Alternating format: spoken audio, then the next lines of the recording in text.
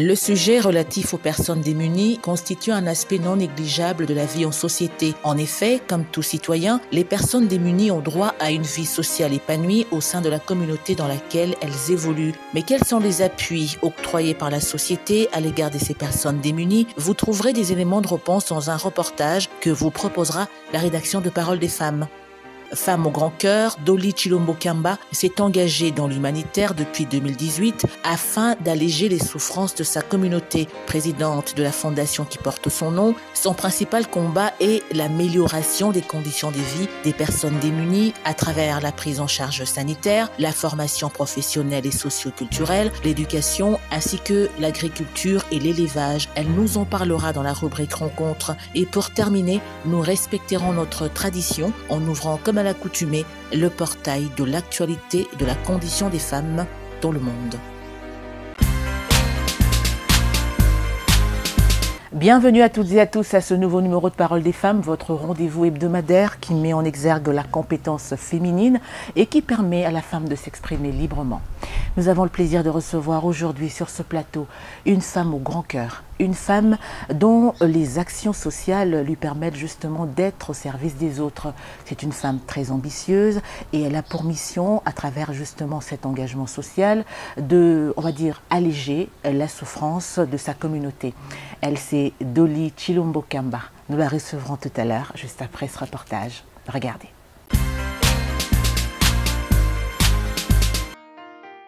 Plus d'1 milliard d'habitants sont parvenus à sortir de l'extrême pauvreté depuis un quart de siècle.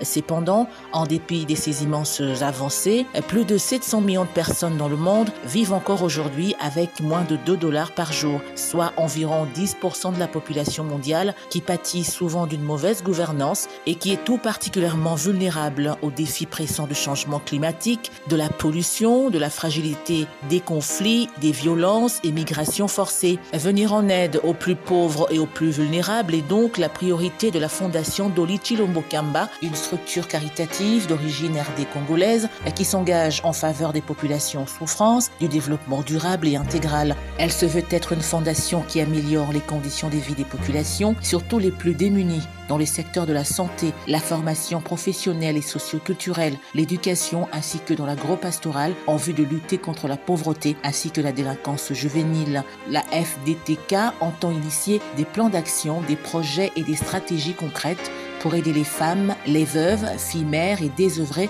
à se prendre en charge par le système d'entrepreneuriat, l'agriculture, l'élevage, donc de construire des rapports sociaux équilibrés où les droits des faibles et vulnérables sont respectés. Afin de concrétiser sa vision, la fondation Dolly Chilombo Kamba se fixe des objectifs ci-après: protéger et favoriser le bien-être, assurer une prise en charge volontaire aux personnes défavorisées à travers l'hébergement et la restauration, former et accompagner les jeunes garçons désœuvrés et filles mères par l'apprentissage aux métiers tels que la coupe et couture, le jardinage, l'auto-école de taxi-moto, l'informatique, l'esthétique, l'alphabétisation, etc. Promouvoir l'autonomisation des femmes par le système d'épargne et l'octroi des crédits, créer des orphelinats pour les enfants abandonnés et délaissés, organiser des campagnes de collecte de fonds auprès des personnes de bonne volonté pour venir en aide aux personnes qui sont dans le besoin. Autant d'objectifs lancés par la fondation Dolly Chilombo Kamba, objectifs qui s'inscrivent dans le cadre de l'action sociale visant à maintenir la cohésion sociale.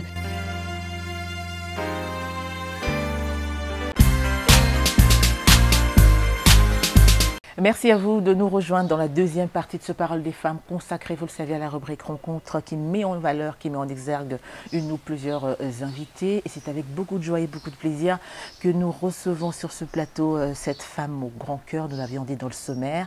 Madame Dolly Chilombo Kamba est donc la présidente de la fondation qui porte son nom. C'est une femme qui se dit être au service des autres et qui nous reçoit chez elle. Parole des femmes est donc en déplacement. Bienvenue madame à cette émission Parole des femmes. Merci beaucoup. Comment allez-vous? Ça va très bien, merci. Ça va faire 2 ans depuis la dernière fois? Depuis la dernière fois, 2 ans. 2 ans. Et depuis quelle nouvelle? De très bonnes nouvelles, parce que nous sommes là, par la grâce de Dieu, et nous continuons à évoluer, grâce au Seigneur, à faire ce qui nous aime, ce que nous aimons, et ce qui nous passionne. Voilà, exactement. C'est très bien. On va rappeler que vous êtes pasteur, servante de Dieu au sein du ministère chrétien Prière révolutionnaire, le ministère que vous exercez avec dévouement en compagnie de votre époux, l'apôtre Joel Kamba. En dehors de ça, vous êtes actrice sociale, entrepreneur social pour dire mieux, et à travers votre fondation, la FTDK, la fondation Dolly Chilombo Kamba. Donc vous essayez d'alléger un peu la souffrance de votre communauté. C'est un très grand engagement. Mais dites-nous, à quand remonte exactement cette décision, celle de, enfin on ne va pas dire mettre de côté, de faire plus, c'est-à-dire d'être au service de votre communauté? Alors, tout d'abord, je vous remercie pour la question. Merci. Concernant cet engagement, c'est quelque chose, moi je pense qu'on est toujours, ça commence toujours par un appel, par une conviction profonde de se lancer, on va dire, dans ce qu'on appelle l'humanitaire aujourd'hui de manière voilà, très simple. Mais concrètement, passer en action, ça a commencé depuis, on va dire, 2018, où j'ai commencé à poser des actions de manière individuelle, voilà. Depuis 2018, j'ai commencé et après, au fur et à mesure, on structure tout ça et puis ça prend forme et ça devient concret. C'est un petit peu ça. Vous parlez d'appel, certes, mais est-ce qu'il y a des personnes qui vous ont motivé? Est-ce qu'autour de vous, ou à la télévision, que ce soit au Congo ou ailleurs, puisque vous voyagez beaucoup, on va le dire, pour prêcher la parole du Seigneur, c'est d'ailleurs votre premier métier, s'il faut insister là-dessus. Est-ce qu'il y a eu des personnes qui vous ont motivé? Est-ce que vous avez eu un modèle à l'époque et vous avez voulu le faire comme cette personne-là, ou c'est seulement les réalités de votre communauté qui vous ont motivé? Alors, ce sont les réalités qui m'ont motivé. Certes, il y a beaucoup de modèles, hein, et pour ne pas citer de nom, il y a énormément de femmes et d'hommes qui sont très très engagés. Et c'est vrai qu'en voyant ce que ces personnes faisaient, ça m'avait particulièrement touchée. Et je m'étais dit, pourquoi pas moi à mon tour, vu que c'est un domaine qui me tient à cœur, pourquoi pas emboîter les pas comme on dit et faire comme ces personnes-là, avec le peu que je peux apporter. Donc c'est quelque chose qui m'a toujours touchée vraiment personnellement et j'ai décidé par la grâce de Dieu aussi avec le peu que j'avais, de continuer à poursuivre dans cette lancée-là. Donc c'est un petit peu ça. J'ai pas vraiment de nom, même s'il y en a beaucoup, mais c'est quelque chose que j'ai ressenti au plus profondément et c'est plutôt pour venir en aide à ma communauté, au vu des réalités sociales que je vois de part et d'autre. Voilà, c'est un petit peu ça. Était-il facile au début? Quelles difficultés, quel genre de difficultés que vous avez pu rencontrer, les plus régulières qui peut-être continuent à persister jusqu'à ce jour? Alors, les difficultés que nous rencontrons, c'est tout d'abord de faire comprendre aux personnes que nous venons rencontrer que c'est simplement par compassion, on va dire. Ça, c'est une réalité. Lorsqu'on va pas dans tous les milieux. Hein, on va dire compassion, pas obligation. Pas obligation, voilà. C'est par compassion. C'est par compassion que nous le faisons. Et voilà, des fois, certaines personnes ne le comprennent pas, on va dire, sous cet angle-là. Cela devient des fois comme une sorte d'obligation. Voilà. Même si nous-mêmes, c'est une obligation qu'on s'est donnée, mais qu'on ne dit pas forcément l'autre. Et ce n'est pas toujours compris dans ce sens-là. Ça fait partie des difficultés. Et puis voilà, nous sommes au Congo. Et travailler dans certains milieux, dans certains environnements, ça peut ne pas être facile au niveau de la logistique, au niveau de la mise en place d'actions. Voilà, on a beau avoir beaucoup d'ambition, des fois et bien souvent face aux réalités, on est soit freiné, soit c'est compliqué de les mettre en place.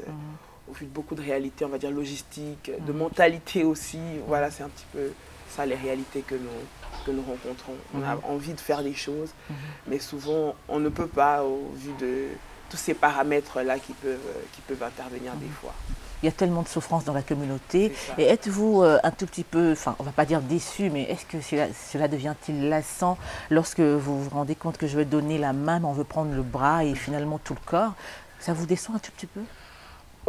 Déception, oui, parce que voilà, de toutes les façons, lorsqu'on pose des actions sociales, c'est pour ça que, enfin, nous, pour ma part, les actions que nous posons sont souvent accompagnées de sensibilisation. Exactement. Voilà, parce que si nous posons des actions sans sensibilisation, ça va conduire à ce genre d'acte, c'est-à-dire qu'on donne la main, la personne doit prendre le bras.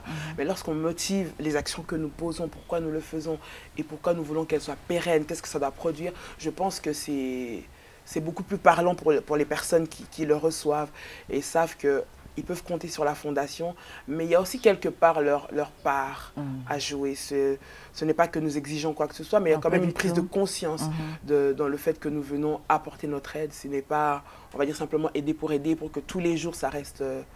voilà, toujours aidez-moi, mais il y a des choses qui doivent être mises en place pour que nous puissions devenir autonomes d'une façon ou d'une autre. C'est un petit peu aussi dans ça que œuvre la Fondation. C'est d'ailleurs, oui, l'un de vos objectifs, on en reparlera peut-être plus tard.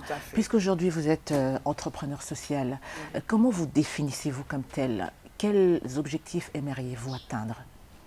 Alors, lorsqu'on parle d'objectifs, bien sûr, le plus gros, on va dire ça de manière simple, c'est, on va dire, alléger la souffrance du peuple autour de nous. La réalité que nous voyons, la réalité qui est difficile, là je parle du cas du Congo, nous savons tous ce qui s'y passe, nous savons tous la réalité que les uns et les autres vivent. Donc, premièrement, c'est ça qui nous motive. Donc c'est ça qui fait que nous venons. L'objectif principal, c'est vraiment d'aider, de contribuer. Après, c'est de mettre en place des structures, comme j'ai dit, pour permettre à ce que les personnes que nous aidons puissent au fur et à mesure du temps qui passe, devenir autonomes et voilà, arriver par eux-mêmes, par des petits moyens, par rapport à par exemple la formation, la sensibilisation, à pouvoir eux-mêmes s'en sortir, je veux dire, sans forcément notre aide matérielle ou financière, mais par rapport aux connaissances que nous leur apportons, par rapport aux informations que nous leur apportons, voilà, pour qu'elles puissent devenir autonomes et pouvoir, ces personnes-là elles-mêmes, sortir de leurs conditions. Mais quel activiste êtes-vous? Quand vous dites activiste... C'est-à-dire vous êtes engagé dans le mouvement associatif, n'est-ce pas? Vous êtes dans l'humanitaire, mais comment vous définissez-vous en tant que tel? Personnellement, je pense que je suis une personne altruiste. Très peu de personnes, lorsqu'on leur demande de se définir, peuvent le dire. Ce n'est pas de la prétention, non plus une trop haute estime de soi, mais je pense que c'est ce que je suis, je le sais. Les personnes autour de moi aussi me le disent, et je le dis humblement. Je pense que je suis une personne altruiste qui aime partager, et sensible, mais pas dans le mauvais sens, qui est plutôt sensible à ressentir le besoin de l'autre, et à vouloir du peu que je peux apporter, venir en aide. Bon, ça peut être considéré comme un défaut d'autre part. Et ça marche à tous les coups? Non, pas forcément. C'est la réalité, hein, vous savez. On a beau avoir des bonnes intentions et des bonnes motivations, ça ne marche pas toujours comme on veut, et les personnes ne le prennent toujours pas du bon côté. Donc voilà. Mais l'essentiel, moi j'ai dit, c'est de faire ce qu'on aime et d'être soi. Et comme j'ai dit, ça fait partie de moi. C'est comme ça que voilà, je suis née. C'est sont des valeurs en quoi je crois profondément. Et je ne peux pas passer outre. J'ai beau me dire des fois d'être un peu plus ci, un peu plus ça. Des fois on dit soit un peu plus strict ou sévère. Je le suis lorsque ça concerne des principes fondamentaux. Mais par rapport à l'aide que je peux apporter aux autres, je suis toujours sensible. Voilà. Je vais donner des exemples. Hein. Je vais rencontrer quelqu'un... tant que j'aurai toujours tendance à vouloir faire. Même si on se dit qu'on ne va pas finir la misère du monde, mais je vais chercher à vouloir faire. Et cette contribution compte? Voilà, et cette contribution pour moi, elle compte en tout cas pour moi. Après, peu importe ce que la personne en face va faire, d'où on parle que certaines personnes pourraient le prendre comme une faiblesse, mais je ne pense pas. Je pense Au contraire, c'est une force. Pour moi, c'est une force. Et je pense que de partager, c'est une valeur qui doit être vraiment partagée au plus grand nombre. Et c'est ce qui fera que notre société sera un petit peu meilleure, je pense. Dolly Chilombo Kamba, dans cet engagement humanitaire, vous êtes lancé comme objectif d'alléger ou on va dire d'améliorer les conditions de vie de votre communauté. Êtes-vous suffisamment préparé? Êtes-vous prête, que ce soit physiquement, mentalement et surtout spirituellement? Je pense que lorsqu'on se lance quelque part ou dans une activité, cela doit être mûrement réfléchi. Et pour répondre à votre question, il va parler beaucoup, oui.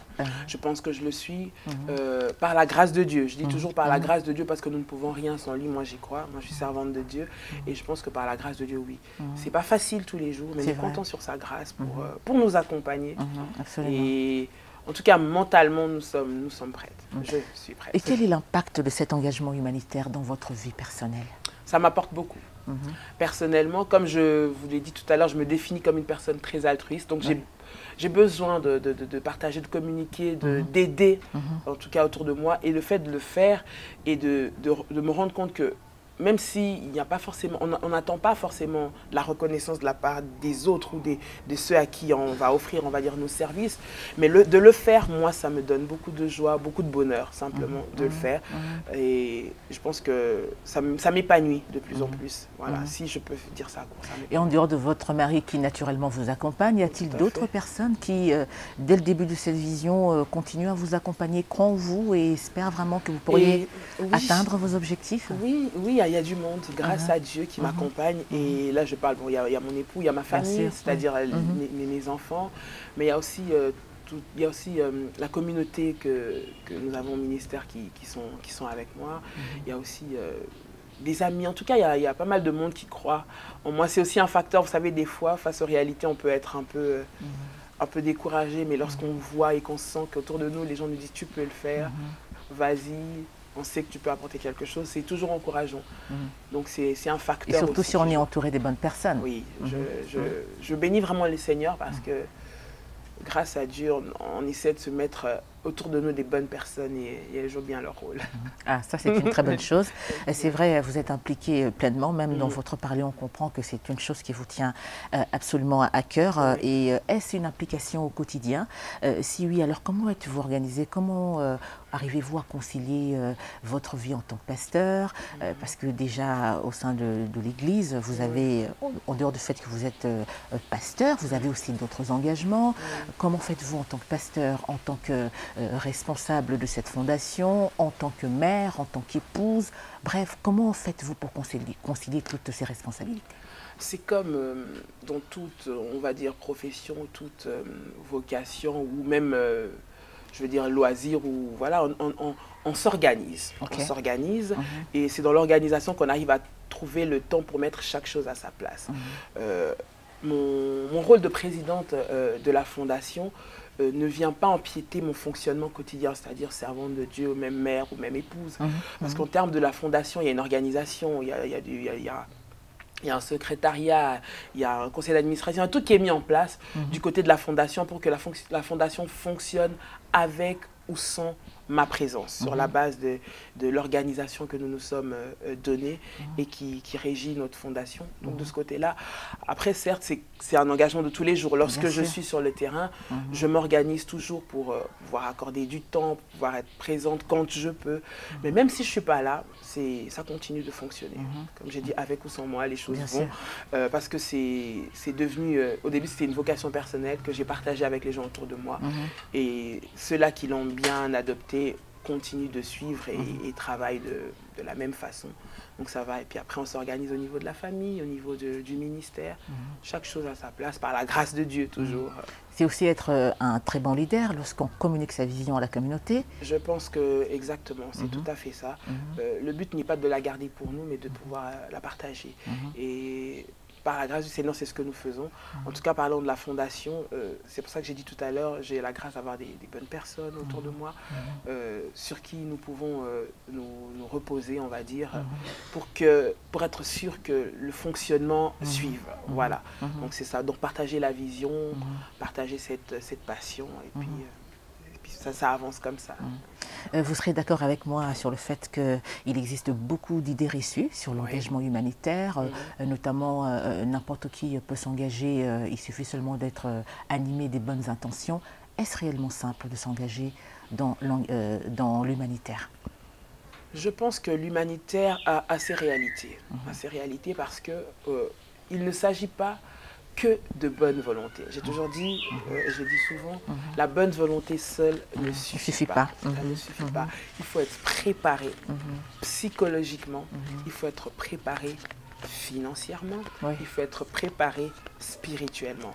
Certes, financièrement, on va dire, ça vient au fur et à mesure qu'on avance dans notre engagement, mais il faut quand même être, parce qu'il y a des besoins, on va dire, plus ou moins imminents, auxquels des fois, les gens nous regardent, on va dire ça plus vulgairement, permettez-moi, les gens nous regardent. Donc le fait que les gens nous regardent, ils s'attendent à ce qu'on fasse quelque chose pour eux.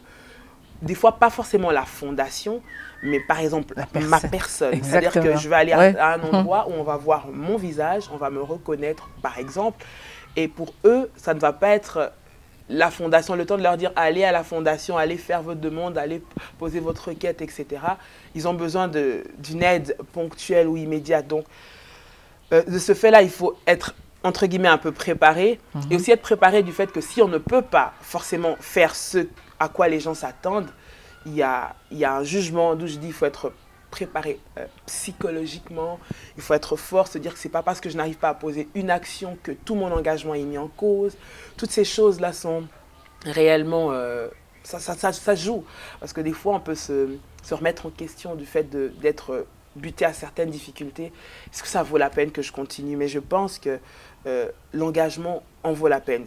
Il faut être préparé, il faut se préparer, il faut s'entourer des bonnes personnes, il faut prendre le temps de prier beaucoup, parce qu'on est dans un monde où il y a beaucoup de combats. Moi, je suis pasteur, donc je reviens toujours dessus. Il y a beaucoup de combats au niveau spirituel. Donc, il faut être prêt. Il faut être prêt, il faut avoir les épaules pour supporter, être prêt aussi à entendre, être prêt à critiquer. La fondation de Chilombo Kamba, puisqu'on en parle aujourd'hui, et on va rappeler que c'est une fondation de solidarité nationale à caractère humanitaire, même si vous n'êtes pas seulement ici en RDC, parce qu'on l'a dit, vous voyagez beaucoup, vous menez aussi des actions un peu partout en dehors du territoire congolais, et c'est donc une fondation, on l'a dit, en caractère humanitaire, avec pour but principal d'alléger les souffrances de la communauté. Est-ce le principal objectif? À quel besoin répond-elle exactement? Alors, la fondation vient en aide, comme nous avons dit, tout d'abord aux personnes démunies par la mise en place de différentes actions sociales. Beaucoup les orphelins, voilà, par le fait de leur prendre en charge, de leur apporter nourriture, vêtements. On parle du cas du Congo, oui, bien sûr. Et aussi de scolariser ce que nous pouvons scolariser. Ce sont là nos objectifs, nous avons pu en réaliser certains.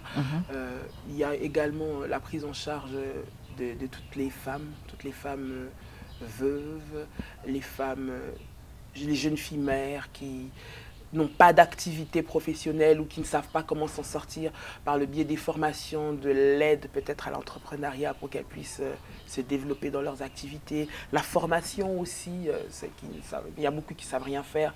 On va dire des jeunes filles qui n'ont pas été formées, qui se trouvent comme ça par la force des choses, à assumer des enfants ou assumer une famille sans revenus, sans aucune activité, sans savoir rien faire. À celles-là, nous offrons peut-être des petites formations d'appoint, histoire d'apprendre un métier, une formation qui leur permettra de générer des revenus et de pouvoir voilà, survivre. Et aussi, nous sommes vraiment, du fait de ma profession, je suis corps médical, comme je l'ai tantôt dit, venir en aide aussi à un petit peu prendre en charge beaucoup les situations, tout ce qui est la situation de la femme et de l'enfant, par rapport aux soins médicaux. J'ai remarqué qu'au Congo, il y a cette réalité-là. Les gens sont des fois très inconscients de l'importance de prendre soin de sa santé. Il y a aussi les réalités qui font que la santé a un coût fort ici au Congo et beaucoup de personnes ne peuvent pas se procurer cela. Mais je trouve que ça ne devrait pas exister. Ça n'a pas son sens qu'on puisse choisir entre se soigner ou manger. Ça n'a pas son sens qu'on puisse choisir entre aller à l'école ou se soigner. Toutes ces choses-là n'ont pas de sens. Donc je pense que ça fait un tout et la Fondation essaye d'agir de manière comme ça, différents domaines. J'ai parlé de la santé, ça peut être la scolarité, ça peut être l'alimentation, parce que ce sont des réalités qu'on vit au Congo en fait. Donc c'est un petit peu dans tous ces domaines-là.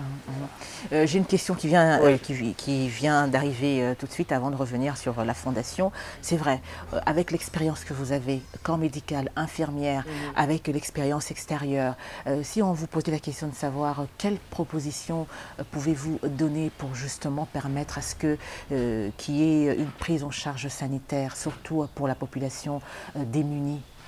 Je pense que ça, ce sont des histoires excusez-moi, ce sont des domaines peut-être que les autorités pourraient jeter un coup d'œil. Je ne sais pas, le gouvernement pourrait peut-être jeter un coup d'œil à ça, parce que une mutualisation, on va dire, des soins de santé, je pense que dans un pays comme le nôtre, ce ne serait pas de refus. Je vais parler comme ça. Ce sûr. serait vraiment le bienvenu parce que nous savons que beaucoup de ces personnes, ce qui les retient ou ce qui les empêche d'avoir accès aux soins, c'est le coût.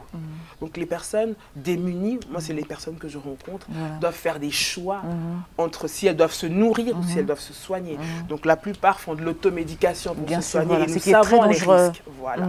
Les risques de l'automédication, c'est souvent surdosé ou sous-dosé, on ne connaît pas l'impact que ça peut créer, ça peut développer d'autres maladies. Et aujourd'hui, beaucoup de personnes décèdent, on va dire, clairement au Congo, c'était une malaria. En fait, non, peut-être que ses reins avaient déjà été touchés, peut-être que c'était un problème au niveau des poumons. Mais les personnes, vu qu'elles ne se font jamais soigner, elles ne font jamais de diagnostic médical parce qu'elles n'ont pas les moyens, donc elles ont vécu avec ça. Et puis, il a suffi d'un petit virus pour venir compliquer toutes ces choses et les personnes meurent.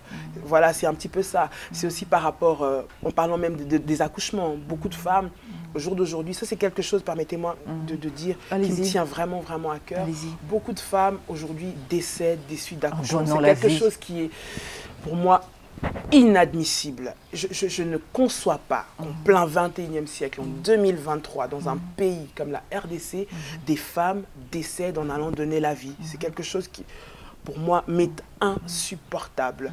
Je pense que lorsque une femme porte la vie, c'est quelque chose de louable. Donc, dans ce genre de cas, quelque chose devrait être mis en place pour pouvoir aider ces femmes à le faire dans de bonnes conditions. Je pense qu'on est dans un pays qui est organisé quand même, et c'est quelque chose auquel on devrait vraiment apporter un regard très, très, très insistant. Il y a des gens qui le font, des personnes peut-être comme ma fondation, il y en a beaucoup qui le font, heureusement. Je dirais encore heureusement que ce genre de personnes existent, parce que c'est important vraiment de pouvoir prendre en charge ces personnes. Très récemment, il y a une amie que je connaissais qui est décédée de ça. J'en ai les larmes aux yeux, ça me fait terriblement mal parce que quand on regarde les raisons ou les causes qui ont pesé, il y a eu succession de négligence et de mauvaise prise en charge.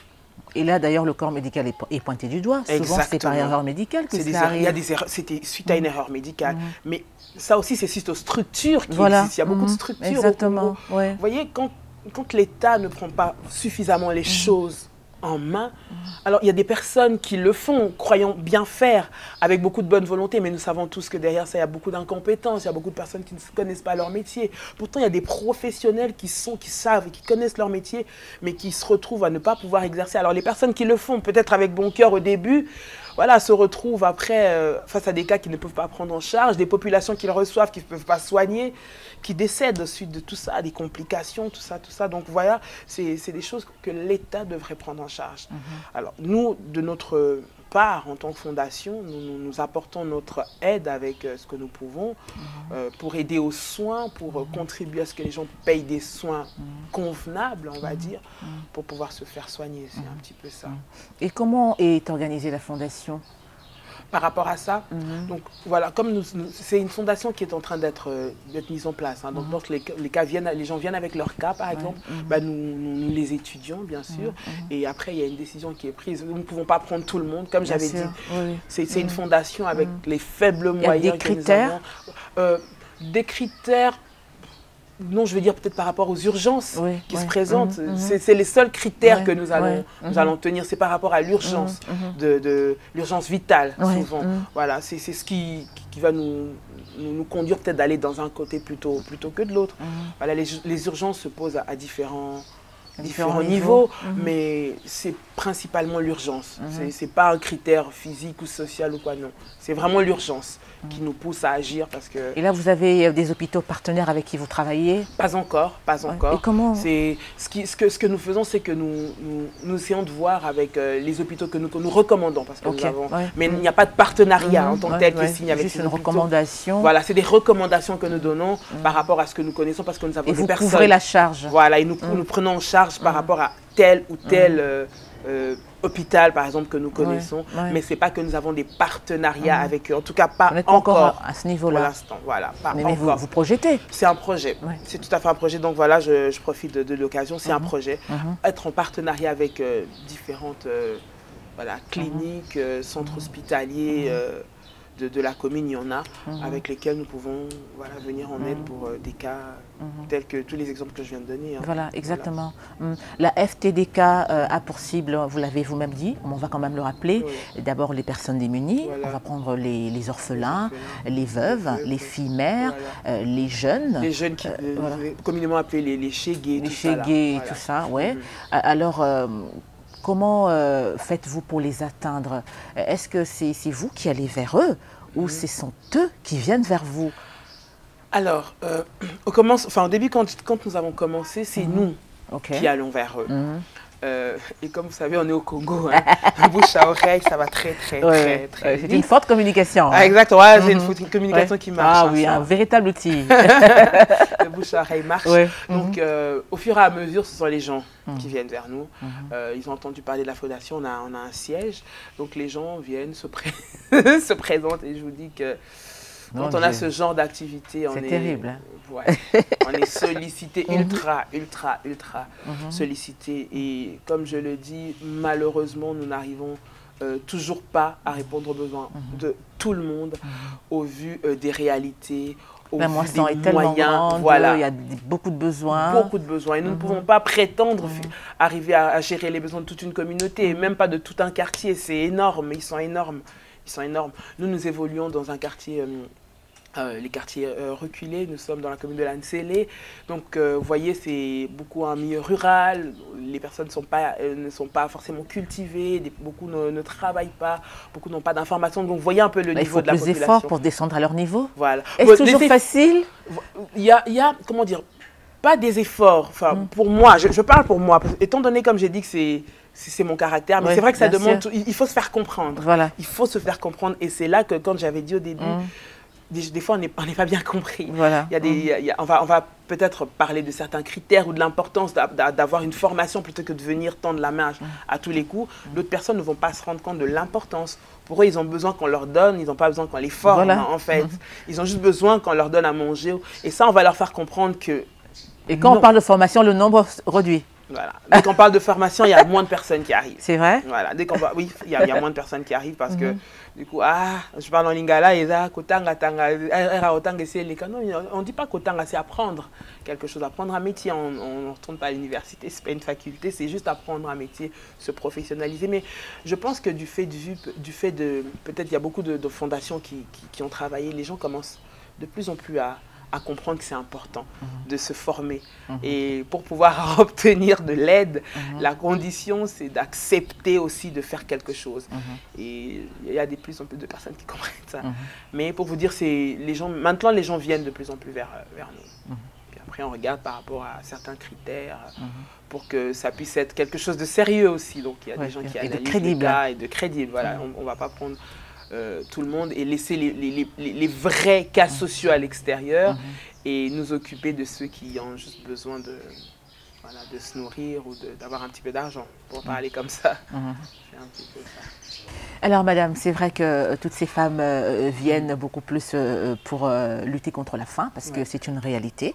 Et au Congo, on mange tous les jours, c'est-à-dire qu'on se bat pour manger. Et le Congolais vit au moins $1 par jour, ce qui est tout à fait catastrophique. Et là, c'est normal que lorsque vous parlez de formation, le nombre régresse un peu, parce qu'on se dit, là c'est une longue histoire. Mais quand vous, en fait, on va dire au début ou quand elles viennent, ces personnes-là, vers la fondation, est-ce que vous avez le temps de vérifier un peu si ces personnes sont réellement, par exemple les enfants sont réellement orphelins?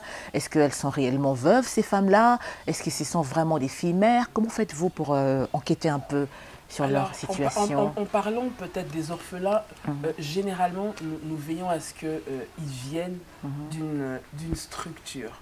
C'est souvent des structures nous travaillons beaucoup avec les structures qu'il y a dans la commune.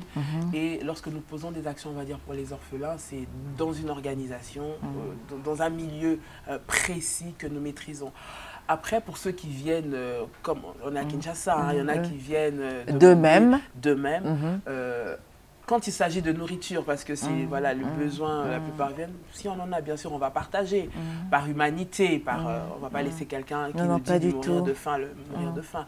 Mais lorsqu'il s'agit de poser des actions, on va dire plus conséquentes, on essaie de se renseigner quand même pour savoir d'où vient cet enfant ou cette jeune fille, s'il y a des personnes autour d'elle. On essaie quand même de pousser un petit peu loin notre enquête, je vais appeler ça comme ça. Ou votre curiosité. Notre curiosité voilà. Tout à l'heure, vous le disiez, vous travaillez avec d'autres associations. Certes, il existe beaucoup d'ONG, d'associations, de fondations ici en RDC qui naissent comme de champignons. Alors, on se pose la question de savoir quelle est la valeur ajoutée, la particularité de la FTDT par rapport à cette innombrable présence massive des structures d'ONG ici au Congo. Dans un pays tel que le Congo, vous allez peut-être être étonné.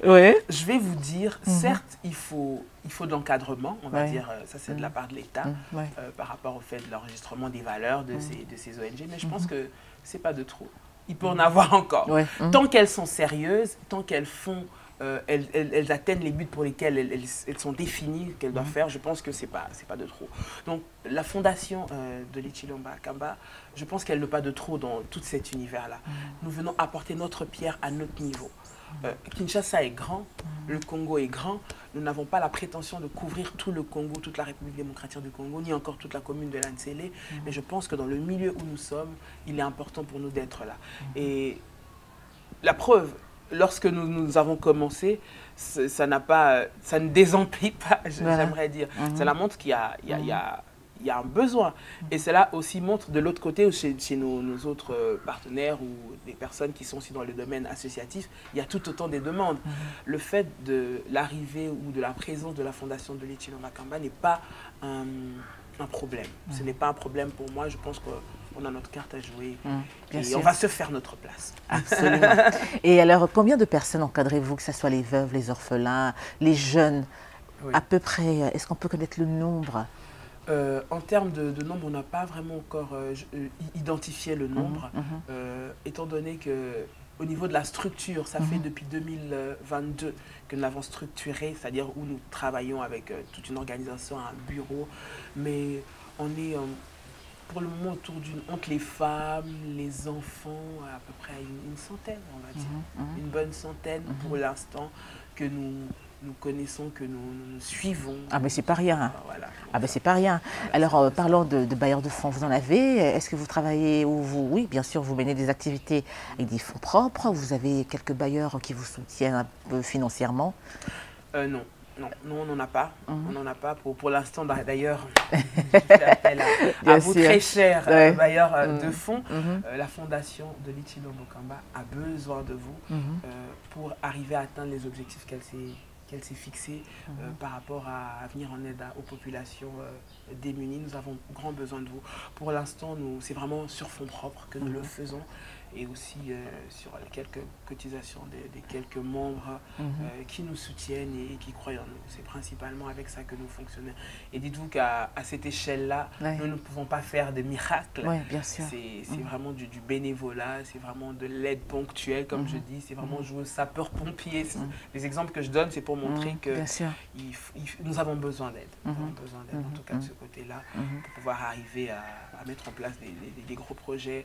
Comme vous avez parlé de partenariat avec des hôpitaux, toutes ces choses-là, ça vient au fur et à mesure qu'on a aussi des partenaires qui vont nous permettre d'aller vers des structures. Ces structures-là fonctionnent, elles ont besoin de faire des entrées, elles ne font pas de l'humanitaire, donc elles doivent générer des bénéfices, des fonds, donc du coup, nous devons payer ces hôpitaux ou ces centres de formation.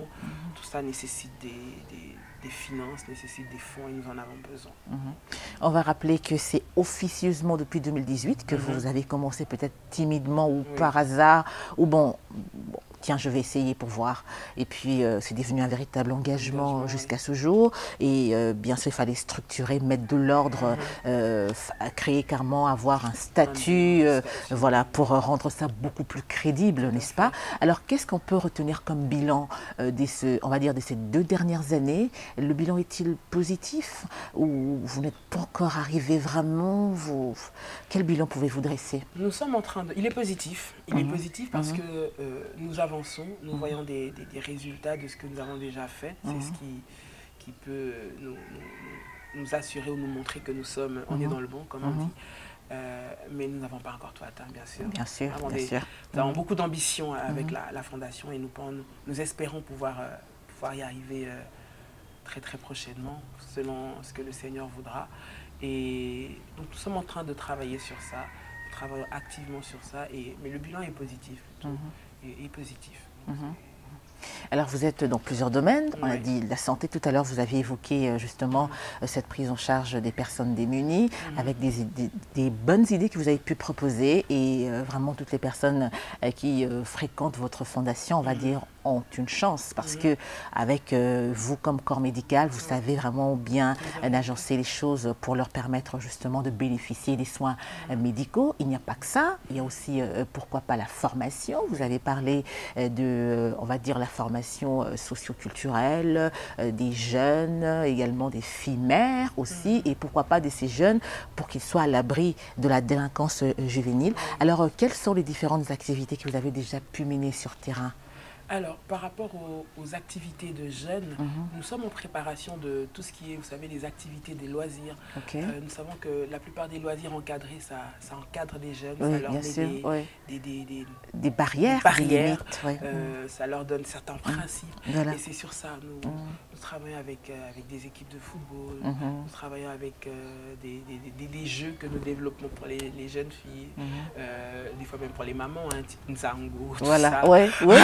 Ce genre d'activité, c'est très fédérateur et en même temps, ça permet d'encadrer ces jeunes. Au lieu de les éviter d'aller traîner dans les rues, lorsqu'on va dans un endroit où on fait des matchs de football, où on s'occupe de nous, on va dire, on est nourri et puis ensuite on rentre dans nos maisons, ça évite en tout cas à certains enfants de pouvoir errer dans les rues à ne rien faire parce que c'est le manque d'activité qui génère aussi beaucoup la délinquance. Quand les enfants ou les jeunes ne sont pas occupés, que ce soit à l'école, ils s'ennuient et puis ça leur pousse à faire tout et n'importe quoi, j'aimerais dire. Et le fait de trouver ce genre de loisirs, de leur faire des matchs de football, de faire aux jeunes filles des parties de Nzango, voilà, de les emmener à apprendre à comment tresser, comment faire des soins de visage, comment se maquiller, des activités telles quelles. Elles apprécient. Et c'est vrai que ça les permet de trouver autre chose que d'être là, s'ennuyer, à boire des bières et à courir les bars. Stéréotype un peu, mais c'est un petit peu ça. Mais comment se comportent-ils, que ce soit ces jeunes, ces filles mères ou encore ces jeunes, on va dire garçons, sont-ils réellement impliqués? Comment se comportent-ils par rapport à ce programme que vous leur proposez? C'est difficile, hein, c'est très difficile parce que des jeunes qui n'ont pas eu l'habitude d'avoir de structure ou de cadre, d'essayer de les mettre dans un cadre, c'est très compliqué. Ils ne vont pas comprendre pourquoi je vais dire non, ou pourquoi la fondation va dire non à quelque chose. Ils ne vont pas comprendre pourquoi on va dire pas maintenant, attends. Ils ne vont pas comprendre pourquoi on va dire on a besoin de ton engagement. Donc, c'est pas facile parce que c'est pas des règles auxquelles ils ont été habitués. Ils n'ont pas été drillés à ça. La plupart n'ont pas grandi dans des familles, on va dire... aisés, où il y avait ou cultivés, ou éduqués même. Les enfants se sont éduqués eux-mêmes, donc c'est très difficile. Et il y en a même qui viennent, après qui partent, parce qu'ils disent, ah là-bas, on me demande si là-bas. Il y en a beaucoup, hein. Ils viennent après eux-mêmes, ils s'enfuient. Donc après, on essaie un jour, on va le retrouver, parce que bien sûr, il aura besoin. On va dire, ah, il va nous donner une excuse, pourquoi il ne vient plus, parce que s'il était parti chez un oncle loin, ou je ne sais pas quoi. Mais bon, c'est une façon qu'on comprend qu'ils n'ont pas l'habitude, mais ça vient. Cela ne doit pas nous empêcher d'insister, parce que ces jeunes ont besoin. Ils ont besoin de formation, ils ont besoin d'encadrement. Et c'est ça qui va faire la société de demain. Au début, c'est compliqué, mais en tant que parent, je pense qu'on ne doit pas abandonner. Moi, je considère que ce sont des enfants et un enfant, on l'éduque. Y a-t-il certains qui se sont démarqués par rapport à leur parcours? Vous les avez pris et peut-être qu'ils n'avaient aucune formation. Et aujourd'hui, vous êtes fiers de ce qu'ils sont devenus, même s'ils sont encore jeunes. Mais vous voyez qu'ils s'appliquent. Et... Je vois. C'est pas par rapport... là, je parlerai pour des jeunes un peu plus âgés. C'est pas forcément des enfants parce que j'ai pas assez de recul pour pouvoir faire cette observation, mais plutôt des jeunes adultes, on va dire, qu'on a trouvé qui ne savaient rien faire ou qui étaient, on va dire, homme ou garçon à un peu tout faire. Et aujourd'hui, qui évolue, qui s'est formé, qui est devenu lui aussi, entre guillemets, responsable d'autres jeunes, ah, mais c'est qui très bien passent ça. par lui, qu'ils prennent comme référence, qui sait s'exprimer au début, qui n'avait pas confiance en lui, mais qu'aujourd'hui on peut mettre en ville, on peut envoyer dans un bureau administratif, faire une démarche et nous revenir avec un résultat, c'est extraordinaire. Moi je dis ça parce que y a en particulier une personne qui me vient en tête, c'est parce que je ne peux pas dire de nom, mais quand je vois ce jeune homme, je me dis waouh. Tout ça, c'est parti de là jusqu'à là. Mais je pense aussi que c'est de la prédisposition du cœur de la personne ou de la motivation de la personne. En parlant de ce jeune homme, il avait envie de s'en sortir. Et donc, quand on lui a tendu la main, il s'est fort accroché. Voilà. Et ça produit des résultats. Mais ce n'est pas pour autant que ceux qui ne veulent pas, qu'on doit abandonner. C'est difficile, hein. Je suis en train de dire on est réaliste. Bien sûr, difficile. Bien sûr, ouais. On ne fait pas de miracle, mais on ne doit pas abandonner. Voilà, on essaie de les pousser, des fois, on utilise la contrainte, on dit si tu ne fais pas ça, tu n'as pas ça, histoire de... C'est pas de la manipulation un peu? Non, c'est pas de la manipulation, c'est de la contrainte. Parce que nous, notre but, c'est de les permettre de s'épanouir. Nous savons que le moyen pour eux, c'est de passer par la formation. Après, ils nous disent toujours merci, mais comment dire, les habitudes qu'ils ont eues avant ne les permettent pas de... bannis. Voilà, donc on doit changer les habitudes. Et si c'est un moyen pour nous de manipuler un peu. Moi, je n'appelle pas ça manipulation, non. Bah, c'est pas dans le mauvais sens. Pas oui, voilà, peut-être si vous dites ça, comme ça, mais moi, manipulation, c'est négatif. Donc, c'est pas que je dis que pas de manipulation, c'est de la prise de conscience. Voilà. On veut qu'ils puissent prendre conscience que pour pouvoir arriver à faire quelque chose, il y a un engagement qu'ils doivent prendre. Voilà. C'est dans ce sens-là donc on dit, on peut pas avoir, on dit souvent, on n'a rien pour rien, on n'obtient rien gratuitement. Bien sûr. Voilà, c'est un petit peu dans ce sens-là. Nous, on n'est pas en train de demander pour des millions, mais c'est juste pour vous. D'autant plus que c'est pour leur bien-être à eux, c'est pas pour nous. C'est pas nous qui allons bénéficier davantage que toute cette formation, cette connaissance va leur apporter plus tard. Ce sera à eux. Donc on est juste en train de leur tendre la main, mais ils ne sont pas encore assez éclairés pour comprendre que ce qu'on leur apporte ne leur servira qu'à eux. Un jour, ils vous diront merci, ça c'est sûr. On espère. En tout cas, pour ceux qui vont s'accrocher, c'est vrai que vous encadrez ces jeunes-là pour les mettre à l'abri par rapport à la délinquance juvénile. Mais pourquoi n'est pas aller un peu plus loin? Pourquoi n'est pas essayer de côtoyer ceux qui sont déjà dans la rue? Aujourd'hui, on remarque un retour en force du phénomène Kuluna. On a même peur de se promener, même pas la nuit. Même le jour, on est attaqué. Pourquoi la Fondation n'irait pas un peu plus loin, c'est-à-dire essayer de conquérir, on va dire, ces bandes de jeunes qui sont dangereux pour essayer un peu de les former?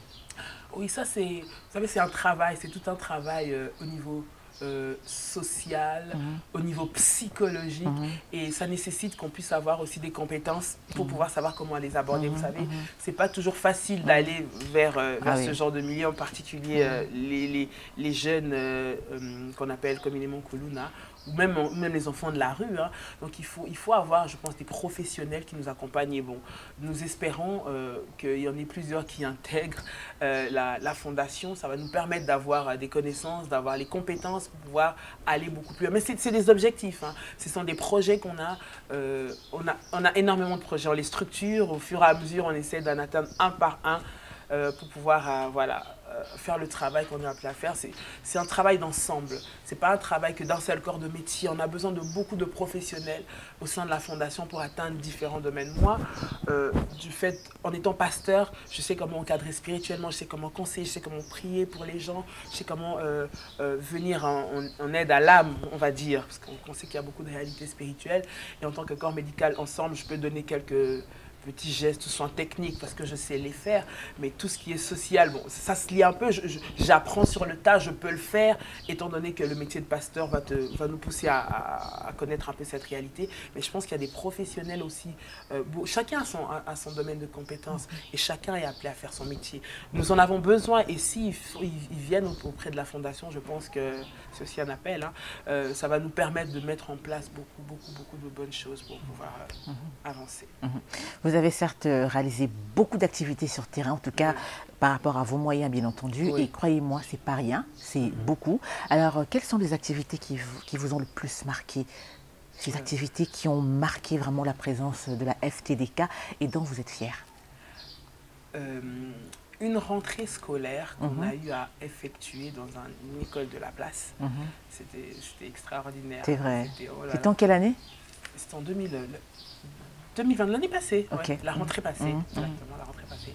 Et c'était extraordinaire parce que, waouh, de voir tous ces enfants qui reprenaient l'école avec du nouveau matériel. Là, on était allé avec du matériel scolaire, on était allé avec des... Personnellement, ça m'avait touchée parce que je les voyais, comment ils étaient très heureux, ils étaient heureux, motivés. Ah oui, pour un début d'année, en tout cas, je pense que ça bien les parti, avait bien stimulés. Parce que wow, c'est vrai qu'on avait été voir plus tôt, quelques temps plus tôt. Oui, bien sûr. On avait vu que c'était des enfants qui venaient à l'école vraiment dans des conditions lamentables. Il y en a qui n'avaient même pas de sac pour mettre leurs affaires. Ils prenaient des sachets, vous savez, pour mettre 2 cahiers, un stylo, qui venaient en claquettes là, à l'école. Enfin, et quand on est venu et qu'on a posé cette action, c'était une action qui, moi, ça m'a beaucoup parlé. C'était une affaire de combien d'élèves?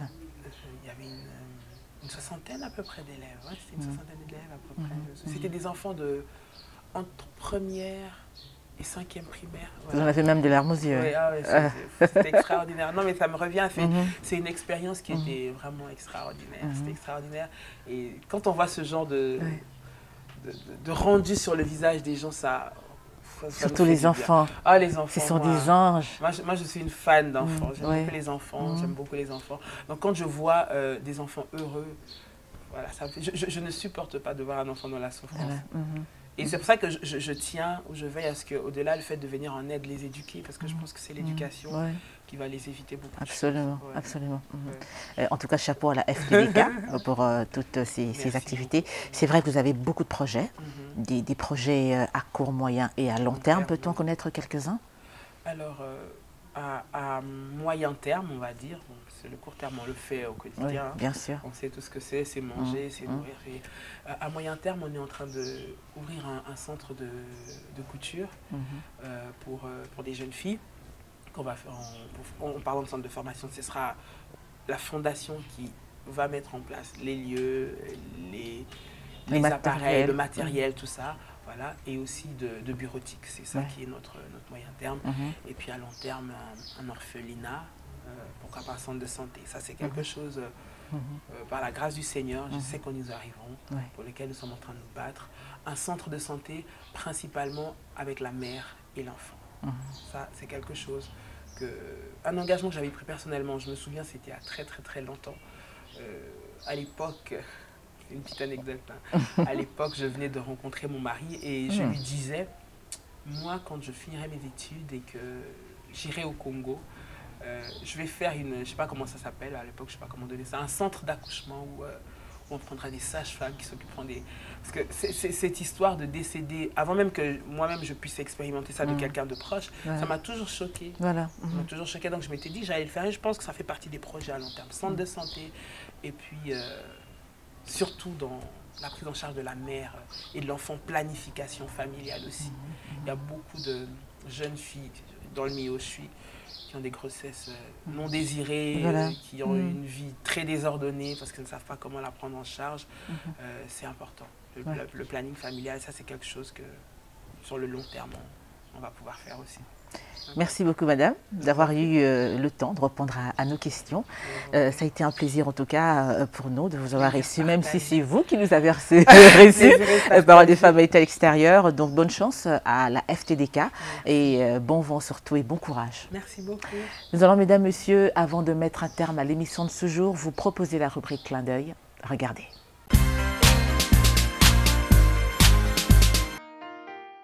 Voici pour vous l'actualité de la condition des femmes dans le monde. La première ministre écossaise Nicola Sturgeon a annoncé le mercredi 15 février 2023 dernier sa démission après 8 ans au pouvoir, portant un coup à la cause indépendantiste dans la nation britannique. La dirigeante de 52 ans, qui est restée longtemps très populaire, portait le combat pour un nouveau référendum d'indépendance, mais avait fragilisé par une loi récente facilitant le changement de genre en Écosse.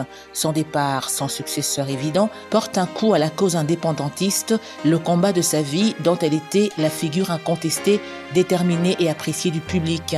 Nicola Sturgeon est arrivé à la tête du Parti national écossais et du gouvernement écossais après la démission de son prédécesseur Alex Salmond en 2014. Les Écossais avaient alors voté à 55% en faveur d'un maintien au sein du Royaume-Uni. Elle a depuis, avec patience et et détermination, reprit le combat pour l'indépendance, révigoré par le Brexit, auquel les Écossais s'étaient majoritairement opposés. Cette démission de Nicolas Sturgeon prive l'Écosse d'une figure charismatique de l'indépendance qui dénonce la brutalité de la vie politique moderne. Enfant, Rin Nagonoy rêvait de rejoindre les forces japonaises d'autodéfense, mais aujourd'hui, c'est à cette institution que la jeune femme s'oppose pour obtenir justice après les agressions sexuelles qu'elle est dite avoir subies. Des faits répétés, dit-elle, qui l'ont poussée à renoncer à sa carrière militaire et qui concernent des centaines d'autres soldates et soldats. En 2022, Rin Nagonoy a décidé d'élever la voix publiquement pour dénoncer le harcèlement sexuel dont elle dit avoir été victime dans les rangs de l'armée nippone. Son témoignage a encouragé des centaines d'autres victimes à se manifester. Mais il a aussi fait de la jeune femme de 23 ans une cible des violentes attaques en ligne. Pour la première fois l'an dernier, Rin Nagonoy a accusé ses anciens collègues des forces japonaises d'autodéfense de harcèlement et d'agression, des faits quotidiens selon elle depuis ses débuts dans l'armée en 2020. Après qu'elle a diffusé ses accusations par vidéo sur YouTube en juin 2022 dernier, plus de 100 000 personnes ont signé une pétition pour demander l'ouverture d'une enquête indépendante, pétition qu'elle a remise en août 2022 au ministre japonais de la Défense, et en fin décembre de la même année, elle donnait une conférence de presse au Club des correspondants étrangers du Japon à Tokyo.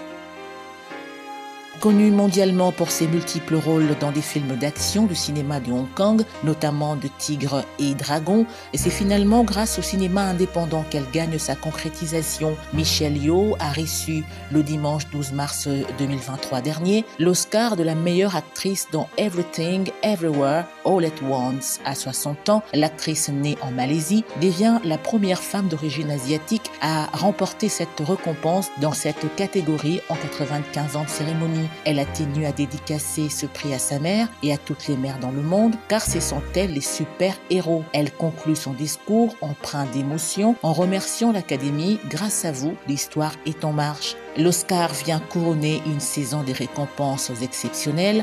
Michelle Yeoh a reçu un Golden Globe, une Spirit Award et un SAG Award, le prix du syndicat américain des acteurs. Pendant cette dernière cérémonie, elle avait prononcé un discours très puissant à l'intention des filles de sa communauté. L'importance de la représentation des personnes asiatiques au cinéma est constamment revenue dans ses interviews. Et ce sera tout pour l'actualité de la condition des femmes dans le monde.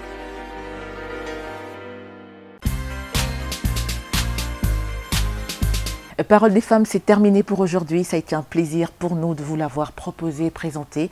Merci pour vos remarques et suggestions. Le rendez-vous, c'est pour la semaine prochaine.